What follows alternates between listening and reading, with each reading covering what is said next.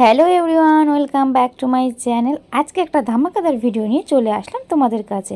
তো ভিডিওটা স্কিপ না করে পুরোটা কন্টিনিউ করো, আশা করছি তোমাদের প্রত্যেকের খুব খুব খুব ভালো লাগবে। ফার্স্ট অফ অল, এটা হচ্ছে দিদির 3rd-তম বিবাহবার্ষিকী। ইচ্ছে ছিল ছোটোখাটো বাড়িতে একটা মিনি গেট টুগেদার আয়োজন করার, বাট দিদার যেহেতু কন্ডিশন ভালো নয়, তাই বাড়িতে সেই ঝামেলাটা না করে আমরা সবাই মিলে বম্বে বিরিয়ানি বুক করেছিলাম। আমরা বলতে ভটকুই। তো আমার যেসব দায়িত্বগুলো প্রতিবারই থাকে, সেই দায়িত্ব এবারও ব্যতিক্রম কিছু হয়নি। তো আমি প্রথমে সন্ধ্যেবেলা চলে আসলাম কেক নিতে, কিন্তু আনফর্চুনেটলি মিও বন্ধ ছিল। ভটকু আবার মিওর কেক ছাড়া খায় না। তো আমি ওকে ফোন করে জিজ্ঞেস করার পরে ও আমাকে বললো মন জিনিস থেকে কেক নিয়ে আসার জন্য। জিনিসে কিন্তু সেরকম ভালো কোনো কেক ছিল না, যাও বা ছিল তাও আবার ভটকু খাবে না। অনেক খোঁজাখুঁজির পরে বাটারস্কচটা চোখে পড়লো, তো সেটাই নিয়ে নিলাম। কেকের বিল মিটিয়ে চলে আসলাম ফুলের দোকানে। এখান থেকে দুটো মালা নেব, দিদিরা এবছর মালা বদল করবে, কারণ বিয়ের সময় ওরা মালা বদল করতে পারেনি। তো দিদির এই অপূর্ণ ইচ্ছেটা পূর্ণ করে নিয়ে আমি চলে আসলাম কিন্তু বাইরে। আর এখানে দেখতেই পাচ্ছ আমার দুই ভাই আমার জন্য ওয়েট করছে। এখন আমি এই দুই ভাইয়ের সাথে কিন্তু সোজা চলে যাব বম্বে বিরিয়ানিতে। ওখানেই কিন্তু আমাদের দুটো টেবিল বুক করা হয়েছে। তো ছোটোখাটো একটা মিনি ডেকোরেশন করব, তার জন্য আমরাই আগে তাড়াতাড়ি বেরিয়ে পড়েছি।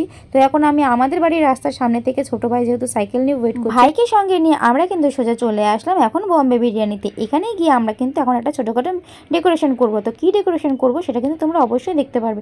দেখো ফাইনালি কিন্তু আমরা বম্বে বিরিয়ানিতে চলে এসেছি। অন্যটা বুক করার কথা ছিল, কিন্তু ও এটাই বুক করেছে, জানি না কেন ওর এটা পছন্দ হচ্ছে। তো চলো ভেতরে যাওয়া যাক। ভেতরে গিয়ে দেখলাম যে আমাদের জন্য টেবিল কিন্তু আলাদা করে রাখাই ছিল, যেহেতু এটা বুক করা ছিল। আর পাশে একটা বার্থডে পার্টি চলছে। দাঁড়াও তোমাদেরকে পুরোটা দেখিয়ে নি। একদম রোডের পাশে যে গ্লাস উইন্ডোটা দেখতে পাচ্ছ তোমরা, তো এক সাইডে নিয়েছে ওরা বার্থডে সেলিব্রেট করার জন্য, আর অন্য সাইডে কিন্তু আমরা নিয়েছি অ্যানিভার্সারি ডেকোরেশন করার জন্য। তো এখানে পাম্পারের সব ব্যবস্থা ছিল, কিন্তু আমি যে বেলুনগুলো এনেছি সেই বেলুনগুলো কিন্তু সব কটাই ফালতু ছিল, একটাও ফোলানো যাচ্ছিল না। তারপর কাকুকে দিয়ে এখানে কিছু বেলুন ফোলানোর চেষ্টা করলাম, বাট সেটাও ফেটে গেল। তো তারপরে ভাইকে আবার পাঠিয়েছিলাম বেলুন আনার জন্য। সেই ফাঁকে দেখছি নিচে দাদা এসে ওয়েট করছে। তো দাদাকে বললাম উপরে আসার জন্য, কিন্তু তখন দাদা বললো একসাথে সবাই মিলে আসবো। দেখতে পাচ্ছ স্কুটি নিয়ে কিন্তু ভাইও চলে আসে। কিছুক্ষণ পরে কিন্তু আমার দিদিরাও চলে এসেছিল টোটো নিয়ে। তো ওরাও এখন এক এক করে চলে আসছে, কিন্তু যাদের জন্য মেন উদ্দেশ্য তারা কিন্তু এখন এসে পৌঁছায়নি। তো দিদিরা এখানে আস্তে আস্তে উঠে চলে আসে। আর এদিকে আমার দাদারা কিন্তু দাদা ভাইরা মিলে সবাই মিলে বেলুন দিয়ে ডেকোরেশন করছে, যেহেতু দিদিরা বাড়ি থেকে বেরিয়ে গেছে, ওরা যে কোনো মুহূর্তে চলে আসতে পারে। তো সব আমাদের কমপ্লিট হয়ে গেছে। আর সবশেষে দেখতে পাচ্ছ দিদিরাও চলে এসেছে। এখন কিন্তু হবে কেক কাটার পালা। তো দেখো কীভাবে কেক কাটায়, খুব মজা হয়েছিল। তোমাদের সাথে টোটালটাই শেয়ার করবো। দেখো কত সুন্দর করে ডেকোরেশন করেছে ভাইরা সব মিলে।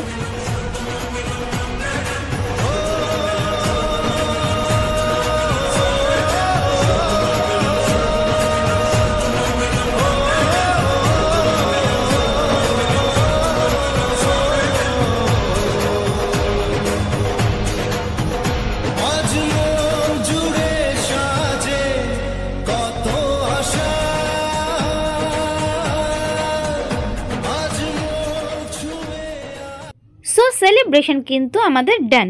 এখন আমরা সবাই মিলে কেক খেয়ে নিলাম। তারপরে এখন শুরু হবে মালা বদল। ওইদিকে মালা দেখে তো ভটকু হেসে গড়াগড়ি। মালা পরাবে কি, দুজন মিলে হেসে অস্থির।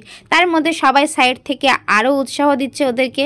তো ফাইনালি কিছু ওরা ফটো সেশন করে নিল, ফটো তুলে নিল। যদিও আমার দিদির একটা ফটো তুলতে হয় না, অনেক ফটো তুলতে হয়। তো ফটো তুলে সময় নষ্ট হচ্ছে। ওদিকে ভটকু আমার সাথে মজা করেই চলেছে কন্টিনিউ। ভটকুর ওই ইয়ার্কি করার চক্করে কিন্তু দিদির কাছে বকাও শুনে নিয়েছে। তো তারপরে এখন ফটো তোলা কমপ্লিট, এখন কিন্তু মালা বদল পর্ব শুরু হলো। বলে রাখা ভালো, এবছরের অ্যানিভার্সারিতে কিন্তু ভটকু দিদিকে আর একটা গোল্ড রিং দিয়েছে। খুব সুন্দর রিংটা, জানো।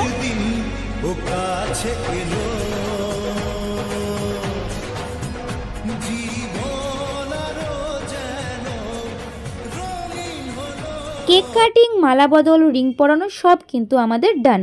তো এখন কিন্তু আমরা এখানে সবাই মিলে খেতে বসে পড়লাম।